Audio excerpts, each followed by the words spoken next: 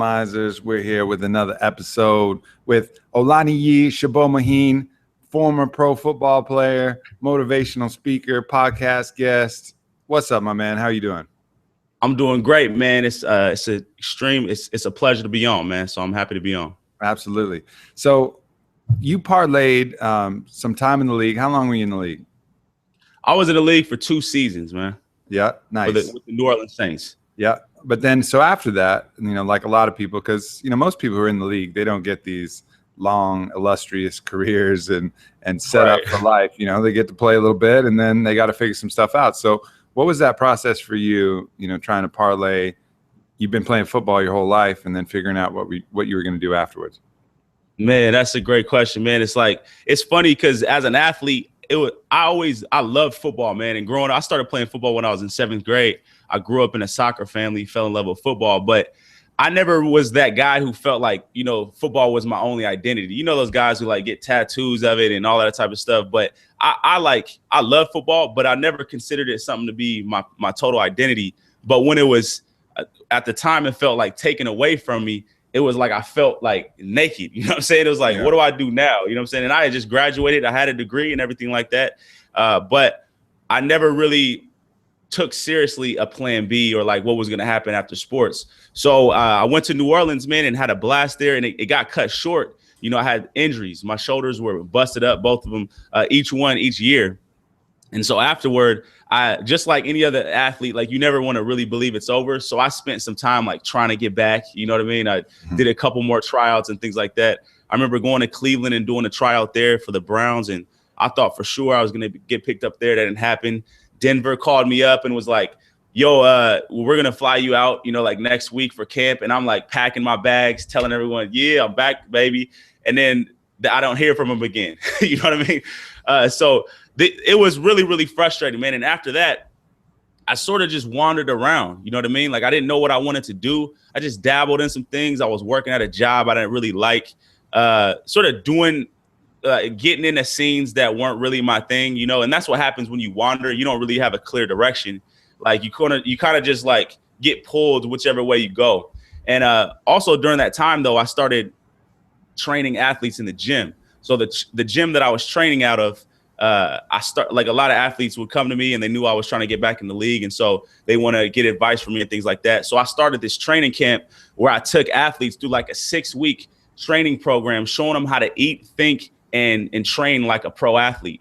And it was kind of cool because it was they literally were training with me because I was still trying to get in the league. So it was 2 hours a day, 6 days a week. And it was 10 of these guys in there. And I showed them how I totally just redid their whole take on nutrition, their mindset, and how they train. Because a lot of these guys had no idea what it really looked like. And so that was cool, man. And then it just sort of evolved, and then I ultimately decided that I no longer wanted to work at this factory job I was working at. And I wanted to get a regular job, if you will. And so I did some research, man, and decided I wanted to become a firefighter. And I became a firefighter in less than 6 months and with no experience at all. It was kind of crazy how it all worked out. And then ultimately, it led me to where I am now, which I actually just recently retired as a firefighter. So I was only in the fire service for 2.5 years. But I love what I'm doing so much with my business and the direction that I'm going. It was I could no longer justify doing something that I didn't really all the way want to do. You see what I'm saying? Sure. Firefighting, it was a great job and I had a lot of fun there. You get a lot of time off, you know what I'm saying? And great benefits, all that type of stuff. But it was I just know what I want to do. You know what I'm saying? So now I'm here, living in Vancouver, Washington with my beautiful wife. I got 5 children and I got a full house, man. And so I'm just doing my thing. And now I teach athletes and top performers the mindset and the systems that they need to dominate their sport. So let's go into that then. So what are some of these systems and these kind of mindset cues that you give athletes? Because, what I've always found is when you start to learn what the top athletes are doing, there's always applications no matter who you are and no matter what you're trying to accomplish. It's just a matter of scale. Absolutely, man. And so it's funny. The first thing that most people do, right? The majority of people, when they want something, they want to reach a goal, they start figuring out how, how am I going to do it? They start worrying about how. And the thing that I teach my athletes and other people that I work with and that I do now is whenever, for example, someone like you who's had incredible success, I'm first trying to figure out how you think. Like, what are the guiding principles that get you to move in the way that you move? Because the how is always going to change. The methods and the strategies, those are the constantly evolving and changing. But if you can develop for yourself what I call a G code, which is a philosophy, a belief system, a way of thinking, then you can get yourself to do pretty much anything. And so what I do is when I meet with an athlete, I've got to get them comfortable with saying what they want first. You know what I mean? Because a lot of these guys are so insecure and so scared of their own potential that they don't even have the balls to say, yeah, man, I want to go to the league, or, I want to make money playing sports. Yes, we know that there's a small percentage of people who do it. But if you approach it with that type of mentality, you ain't never going to win. And so that's what the I'm not you mentality is about. Because at every stage of my progression, I had a choice to believe what everyone thought I should believe, or I can believe whatever the hell I want to believe, right? Because and that's what I always say, you could believe whatever you want. It doesn't matter, man. There is no right or wrong. So I chose to believe that if 98% of people fail doing something, I don't associate with that. I'm trying to figure out what the 2% did, because I know that I can be a part of that 2%. And I just identify myself in that way. And so this mindset, you can instill and train people to do that. And that's what I do now. So we got to figure out what you want, right? And then identify what's holding you back. So what do you think is true? Because if you sit down with somebody and you say, okay, like, for example, somebody who wants to, I don't know, make a lot of money, or someone who wants to change their body, let's say, for example, everyone has the chance and the ability to sculpt their body the way that they want. But you ask somebody who doesn't have the body they want, and you say, well, what do you want, right? Tell me what you want. Well, why don't you have it? Tell me why you don't have it. And they'll start listing off all these reasons, right? And I just write them down. And then after that, I show them, I say, this right here, what you just said, that's exactly why you don't have it. And that's why you're not reforming your diet. That's why you don't train intensely enough. That's why you're not creative enough. That's why you stop halfway through a workout routine. Because what your idea of failure is that if you try something and it doesn't work out, then you failed. I don't believe that about failure. I don't believe in that about failure. Doesn't get me to want to take action. And so at the end of the day, simply put, you've got to be able to decide what you want to believe about something and believe what's going to get you to where you want to get. And so not everyone has the same beliefs. You don't have to. I read a ton of books. Like, you see all these books back here. Everyone believes something different. Everyone's got different philosophies. Some people say you shouldn't focus on the outcome, focus on the process. Some people say, you should obsess yourself. At the end of the day, whatever is going to get you to take action at a massive level and never quit and keep going and have incredible amounts of fun in the process, then believe it, whatever that is for you. You know what I'm saying? Yeah, I think you mentioned something that's really key, and that's choosing your beliefs rather than having your beliefs just a product of your environment or product of what other people think. People surrender their inherent power of choice all too often. Oh, I have this thing, it's hereditary. All my parents were overweight, everybody in my family's so I am too, we got a thyroid thing or whatever. And yeah, maybe there's some truth to that, but you start to change that belief, change that mindset, and you actually start to change your body. Different genes will start to upregulate or downregulate, and you'll actually change your genetic code. That's the process of epigenetics. And, if you read a book by Dr. Joe Dispenza called You Are the Placebo, he goes into how your beliefs will actually start to affect that process. And so you'll actually become a different person based upon your beliefs, but it all starts with choice. Maybe the choice to get that information, and then the choice to change your beliefs. And then of course the choice to work your ass off to make it happen. You can also choose a fantasy and then never want to go to work. Like, yeah, I'm gonna get into the league, but what are you doing now? You're watching Netflix and chilling and eating popcorn. Exactly. You gotta combine that choice, belief, and then just straight up hard ass work.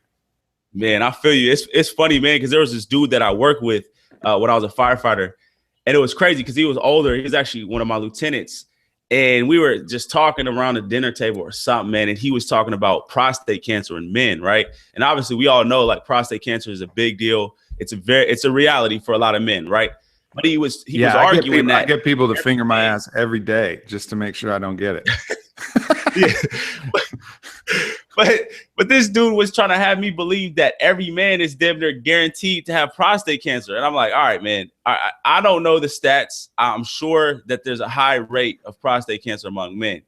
I do not choose to believe that I'm going to have prostate cancer. That doesn't make me feel good right now. That doesn't make me want to eat healthy. That does not make me want to work out. That actually makes me want to just go buy a couple boxes of pizza, you know what I'm saying, and just hang out, because I'm like, well, hell, I'm gonna get prostate cancer anyway. So you like you said, man, you can program yourself in whatever way you want. But for example, like, you know, you said the athlete who says he wants to achieve these big goals, and then you look at his habits and they don't reflect. And so what I do is, one of the first things that I do is we break your life up into categories, right? And so, for example, you know, any great company has their, I'm sure you can attest to this. You have your marketing and sales, you might have your growth, you might have your product management, whatever it is, right? Your team, et cetera, however you got it broken up, because you've got to improve each one of those categories systematically. You can't ignore any, right? And so for an athlete, you might have these big goals, but what about the training category of your life, right? What about the health category of your life?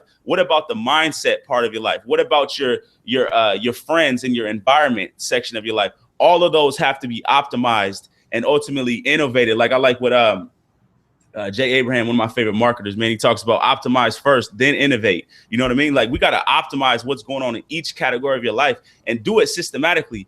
And many people don't think that that's possible. I don't agree with that. You know what I'm saying? I have 5 kids. You know, one of them probably gonna bust in my office in a second. You know what I mean? I got my sign up on my door. They never pay attention to it. But I got 5 kids. I got a wife. Man, I just retired as a firefighter. You know, I work out every single day. You know what I'm saying? I go hard on my business. My kids and my wife will tell you how much time and energy that I invest in them as well. It's possible to live full out in every category of life. So first you have to start with that belief that it's possible. Now, it's not easy. You see what I'm saying? Yeah. And I'm every single day, I'm tweaking something. I'm finding this. I'm like, sometimes I got to scratch out a belief and be like, man, that belief don't work well anymore. You know, I gotta find something else, because I'm getting a little too frustrated and it's making me want to quit. But it is possible, but it's just a never ending process. And you got to constantly be evolving every day, just finding some little distinction every day that's going to add to your wealth of knowledge, and that's going to get you to move in a different way. So the things that I really see is there's 2 resources that you have to pay attention to when you're trying to achieve any goal. And those resources are time and energy. You know, really those are the most rate limiting, you know, factors that we have. And both are very malleable. They're a lot more malleable than you would imagine. You know, time, we waste so much time doing silly things like checking our phone, updating our social media, watching shit on TV, and just kind of screwing around. That if we compress all of those, and I'm not saying give them up completely, but compress them so that they're not taking our time and attention throughout the day, what we can accomplish is truly amazing. And then energy, you got to be able to support the body to have the actual fuel to accomplish what you want. And that's, you know, really a lot of what On It is about, is just getting the body in a state that it has the available resources, you know, the fuel to make it on that long drive. And, you know, you have both of those things. People think they don't have enough of either, but, you know, really those are a lot more malleable. And obviously the more inspired you are, the more energy you have, and the easier it's going to be to compress those things that aren't serving you into a shorter amount of time and give yourself more time. Absolutely, man. I agree with that 100%. And the way I like to look at it, man, is like my guy, Anthony Trucks. He's also another entrepreneur, man. He played in the league for a little bit, but he said it like this, and I'm not going to say it as well as him, but he used the analogy of like a parachute. Like, you know, you're doing sprints, you got the parachute. As soon as you let go of the things that, like, first of all, you have to amplify the things in your life that you really do like and want, right? And that's why, like, when I quit as a firefighter, like, I liked it, but I didn't love it. You see what I'm saying? It wasn't like, oh man, I can't wait to go to work and, you know, put out fires and you know, and do all these things that I'm doing. And so when I let that go, it's like weight was being let off my back. And so now it gives me more energy. And that's what people don't realize. Like, when you actually amplify the intensity of all the things that you really, really want, you get more energy. You have more energy. I don't have less. You know what I'm saying? You should not be tired out from reaching after your goals. You should be energized. Like, and that's not just me saying, that's me in my life. The times where I've had the least amount of energy and been least inspired, motivated, is when I was doing shit that I just didn't like. You know what I'm saying? So find the things that you really like. And then not only that, you'll get so involved in them and so immersed in them that the things that you do waste your time on just slowly melt away, because it's like they don't even matter. Like, I didn't watch the game last night. I actually wanted to, the Golden State game, and I didn't not watch it on purpose. I just was so busy doing what I was doing that it didn't matter to me. You see what I'm saying? And that's possible for anyone if you just identify the things that are important to you and just go hard, man. Like just push full speed as opposed to like always being tentative and saying like, well, I don't know if I'm going to be able to balance it. Don't worry about that shit. Just go and then you'll figure it out. Like the doors will open, but you just got to move. You got to move forward. You know what I'm saying? Momentum is key. Yeah, I think that's a good point. It's a lot of people want to have everything kind of planned out, and it doesn't even make sense to plan everything out. It's like if I started on it and had an exact 5-year plan where I was going to get to now, it wouldn't have even made any sense. And people do that with business all the time. What's your 5-year plan? That's a fucking fictional story. Like you have no idea what your 5-year plan is. It's good to kind of think and, plot what might be and get a general strategy. But at a certain point, you just got to go. You got to start making sales, and you got to figure out and adapt from there. And then that's the same with your life. It's the same with your body. It's the same with everything. Just jump in, have a rough plan, have an idea where you're going. I think understanding what your mission is crucial. Like, what's my mission? But all the steps necessary to get there, you got to kind of sort that out. And to do that, you got to take that first step. Man, I love that. And that gives me so much comfort, and I just feel good hearing that from you with someone who has achieved the level of success that you've had. Because again, man, and it's so easy to get caught up in the planning stage. I just read this really good book. I think it was called The 5 Temptations of a CEO, but by Patrick Lencioni. Great book. It's like in a form of a fable. But this point stuck out to me so much. He said, clarity over certainty. Most people want to know what's going to happen, right? And so they end up just talking about shit all day and never deciding on something. But he said the great businesses, they just decide on what they're doing and just go, like just move. And then if you have to change routes, if you have to pivot at some point, then do that. But you're not going to do that by just wanting to know everything beforehand. You're never going to know, but just move and the answers will show up, and you trust that you be flexible enough in the process to make a move later. Yeah, the future is always unknown. That's the nature of the future. It hasn't happened yet. So you have 2 choices about that future. One, you can let your fear about it try to, become paralyzing. So your fear of what might happen, this failure, this thing, and that can paralyze you. Or you can have faith. And this is not some blind faith or a religious faith. This is just faith in yourself, faith in what you're able to do, what you're capable of, what your heart says that it wants to do, and just choose that. And that's, again, goes back to choice. It's that simple choice of faith over fear. The future is going to be unknown one way or another, but have faith in yourself. Have faith you'll figure it out once you get there. And that's, probably the single most important choice we can make, because we're always facing an unknown future. Same with prostate cancer. You can look at that with fear and go, oh my God, I might get it. And then your cortisol levels will be raised, and then your immune system will be down, and you're actually increasing the chances that you're going to get it. Or you choose to have faith and be like, you know what? It's not going to be me. I'm going to live as healthy as I can. And fuck, if it is, better, to live my life not worrying about it and then have it happen than to worry about it and have it happen. So fuck it. I'm not going to worry about it. That's going to improve the quality of my life. I'm going to have faith that it's all going to work out one way or another. And that's a choice that we all have. And I think the most important choice we have.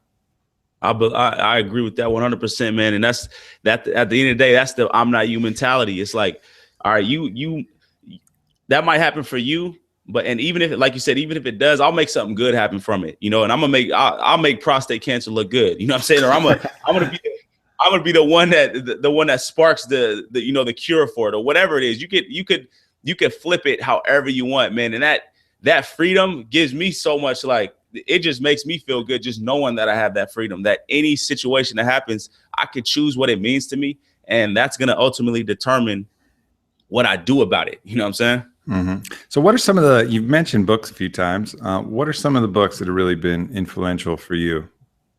Oh man, so I read a lot, man. And I'm more of the, like, I used to like have this thing where I could only read one book at a time, and I just given that up. And now I'll read like 6 books at a time. But the books that have had the biggest impact on me, let's see, 50th Law by Robert Greene. That's I read that book.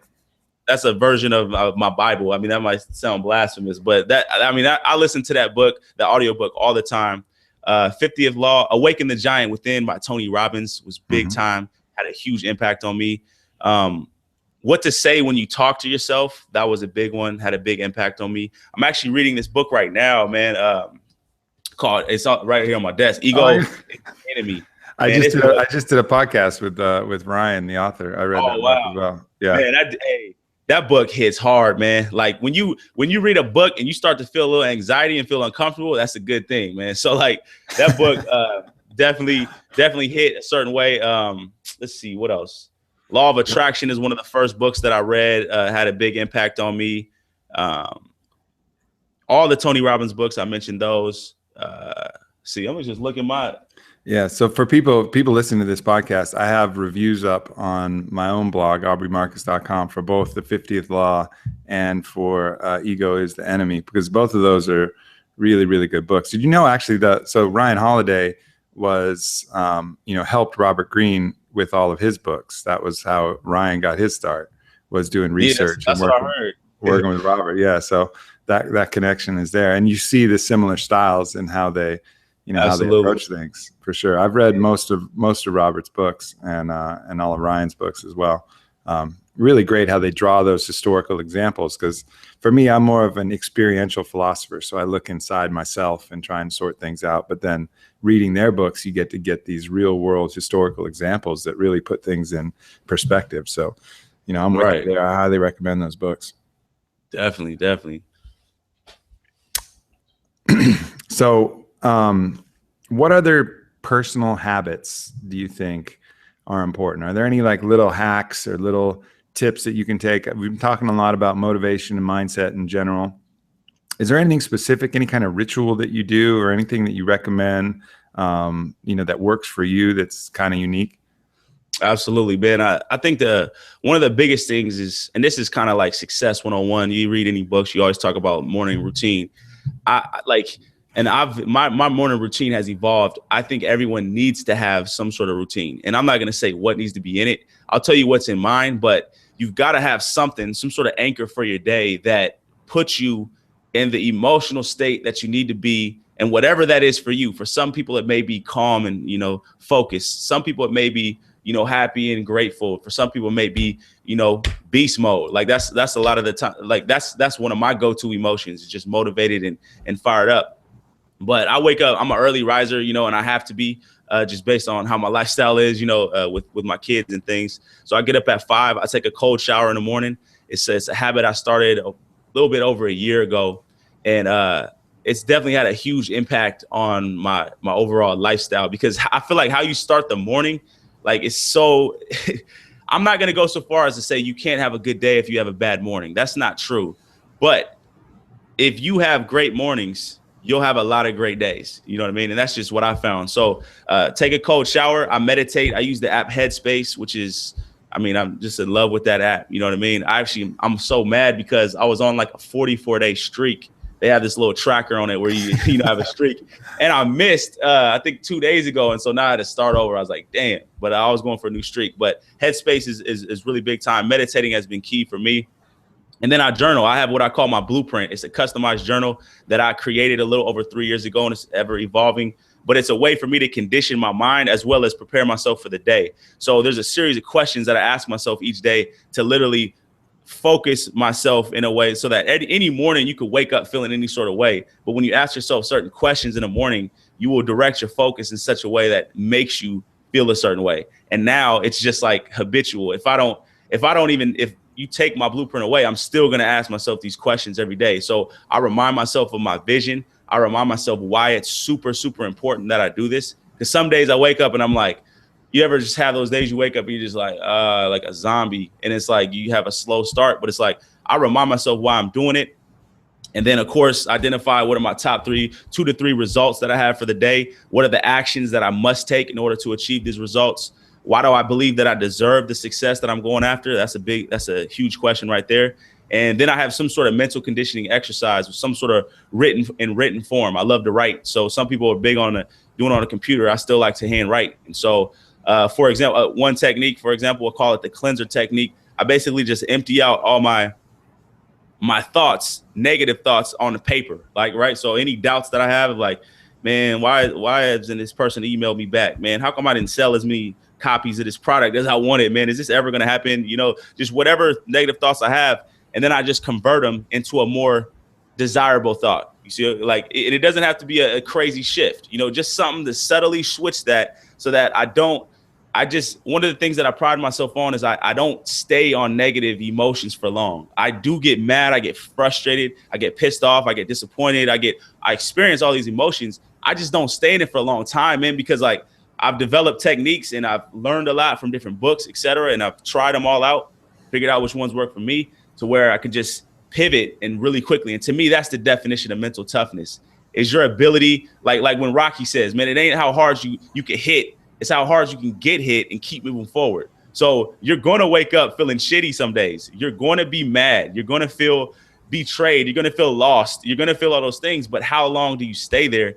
And that's what my blueprint helps me do.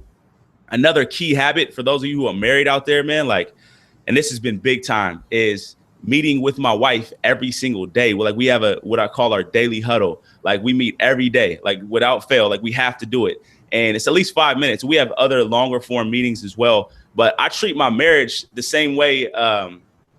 Let's see, I'm trying to use an example. The same way a CEO would treat his company, in that like you don't just go periods of time without talking to your top level executives. Like you got to meet with them every day. You got to figure out what they're doing, what's going on. And so that's a habit, masterminding with my wife, that is like absolutely revolutionized our marriage. And it ensures that we don't go long periods of time with there being any friction, you know, because we do have friction. You know what I'm saying? Like she does get frustrated with me.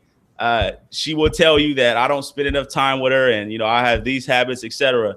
But we got to constantly be tweaking it and working on these things. And so masterminding with my wife, reading, working out, you know, the basics, you know what I'm saying? Things that we all hear about, but it's like nobody wants to do, you know, but it's like at the end of the day, if you just work out every day, just work out, whatever it is, walk around the block, you know, 30 times, 20 times, jog, that will just change your life. So those are like my keystone habits, if you will. Yeah. You know, two of the things that I want to touch on is the cold shower early in the morning. And I think people can kind of brush that off and not understand how valuable that is. First of all, there's some physiological benefits because the cold is actually going to cause you to breathe more. You know how you feel when you get in cold water, you start and you start to hyperoxygenate your body. So that's going to get your blood full of oxygen, which is going to have a lot of benefits. And if you want to look more into that, there's a guy, Wim Hof, WIMHOF, who has a breathing methodology based on that. That's really the Iceman. Yeah, absolutely incredible. So for people listening, definitely catch up on that. So there's a lot of physiological benefits to that. But there's also, you know, like human willpower is very much like a muscle, and you have to exercise it and you have to work through it and you have to be able to push yourself into uncomfortable things. You know, I know for me in the morning, my body temperature is already lower than it is like in midday, you know, because I'm just coming out of sleep. So a cold shower is like the last thing that I want to do. And I do it, and I still do it sometimes because you know, I like the Wim Hof, but I don't do it all the time. But when I do, I know it's like flexing that willpower muscle where it's like, all right, it's going to be cold, but I'm going to be fine in a few minutes. I'm just going to, you know, 30 seconds of breathing and it's going to feel great. And then I'm going to feel invigorated. And then not only will I have the physiological benefits of the cold and the breathing, but I'll have known that I conquered this little obstacle of willpower. As Joe Rogan says, you conquer the inner bitch. You know, the inner bitch is like, no, it's going to be cold. It's going to be so cold. And then you just go through it. You conquer the inner bitch and you feel better for having conquered it. So, you know, you can't underestimate something little like that, like putting yourself up against a challenge. And then the second thing that I wanted to touch on is, you know, you mentioned deserving the success. Because if you don't feel that you deserve the success, if you feel, then you're going to self-sabotage because you're going to give yourself what you think you deserve. You know, the judge inside us all is ruthless. And so key to, you know, feeling like you deserve success is you got to forgive yourself. You got to forgive yourself of what's happened in the past. And you got to truly believe in your heart that you deserve prosperity and bliss and happiness and success and all of these things. Because otherwise you won't give it to yourself. You know, I mean, you will find your own level of justice within yourself. And so you got to work on those beliefs, and you got to work on that instinct to self-punish and that instinct to berate yourself and that little voice in your head that tells you you're not good enough, you're a piece of shit, all of these things that we abuse ourselves with. And you got to attack that and say, you know, no, I'm not going to do that anymore. That's bullshit. We're all human. We all make mistakes. Yeah, I made mistakes, but I don't deserve a lifelong punishment based on those mistakes. I deserve to be happy, as we all do, and start working on that. And when you believe that you deserve it, that opens up the possibility to make it happen. Absolutely, man. And it's crazy. And again, man, like these are the things that people gloss over, that they're like, yeah, I heard that in a book, like talk about being grateful, right? Like, oh, being grateful. I used to say that about gratitude. It's like, okay, yeah, you gotta be thankful. But it's like, if you ever really, truly feel grateful for something, man, like that's like one of the best feelings ever. You know what I mean? And the type of things that you do when you really feel grateful. And so these little mindset shifts, I shouldn't say little, but these subtle mindset shifts and these things that make such a huge impact, these are the things that are so important. Where like, if you get these fundamental pieces in order, if you start your day in that way, if you get yourself to do those little things, the rest of the stuff is not easy. Like, like it's not always, I'm not saying the strategies are easy.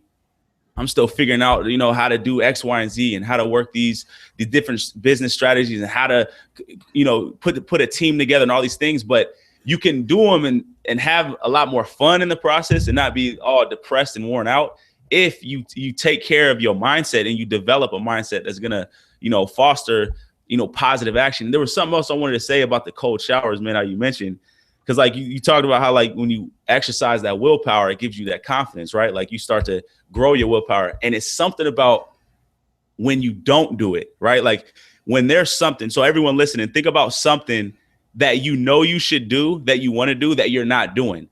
And what that does when you don't do it is like for example, when you let that inner bitch win, right? Is it like chips away at your confidence, but it's subtle. You see what I'm saying? It's subtle. And it's those little hits over time. When you eat those French fries, when you shouldn't, you see what I'm saying? When you don't write that email back, or when you skip out on a habit that you need to do, it chips away at your confidence. And then what happens over the long term is now, years down the road, and now you got all this constant negative self-talk. You don't like your results that's going on in your life, and you're looking for a breakthrough. But what you need to do is go back to the drawing board, man. Do the things that you need to do, and do them no matter how you feel. Just do them. Just do them. And that's actually one of the latest, I'm gonna call it a breakthrough, because this book, Ego is the Enemy, I mean, this hit hard for me. You know what I'm saying? And there was a lot of things in there that made me look at certain things that I'm doing and revise them and be like, all right, what's a different way I could look at this? Because I think one of the things that we all do, that I get in the habit of doing, is being real infatuated with the vision, right? Which I believe is very, very important. However, if you don't have a really good balance between the vision and then the actual work that needs to be done daily, day in, day out, you see what I'm saying? And that relationship to hard work is like, you're going to end up a lot frustrated a lot. You know what I mean? And so anyway, I'm plugging this book a lot. It's a great book, man. And that's, I don't know if has that came out, the episode with Ryan Holiday? It'll be out. It'll be out today, right, Orlando? Yeah, that'll be out today. Oh, nice. Yeah, it was cool sitting down and chatting with him about that. For sure. And I think you're right. I think there's nothing that's more enjoyable than your cheat meal, or your, having a beer when you really deserve it, but when you shouldn't, and you haven't really earned it, and you're doing it, then it's like a double negative, because you have the negative effects. You're not really enjoying it because you don't think you should. And, so it doesn't work. But man, when you've been disciplined, you've been working hard, and you truly let yourself indulge and enjoy something, then you get the full enjoyment of it without the guilt, and it doesn't chip away at that. So I think it's really important to not make those compromises as much as possible, and earn those things that you really want. And then when you do, the enjoyment is just going to be so much greater. Absolutely, man. I agree 100%. Yes, indeed. Well, where can people find you, man? Where should they look you up? Do you have any websites or programs or anything people can follow? Definitely. So ImNotYou.com, the letter ImNotYou.com. That's my work, so I work with athletes, entrepreneurs, top performers, help them develop the mindset and the systems that they need. So a lot of things that we talked about here, I have systems for, and I'm very systematic. And so that's what, taking these up in the cloud type of ideas and bringing them down to a practical level. So that's what I do. Also have a coaching program. You can check me out at ImNotYou.com/SRC. And I also put together a little gift for you guys as well. So there's a 3-part free mini series that I created on how to develop a dominant mindset. Very practical and build some foundational keys. So you can go to ImNotYou.com/THO and you can download that free mini series. But you can find me on Twitter at NIYISOBO. That's my name, Niyi Sobo. Same thing on Instagram. Same thing on Facebook as well. Beautiful, my man. Well, it's good to meet you. Hope to see you out here in Austin some point. Yeah, definitely, man. This has been an honor, man. Yeah, absolutely. All the best to you, brother. Much love to everybody out there. Get after it. Get on it. Do it. Love you. Bye.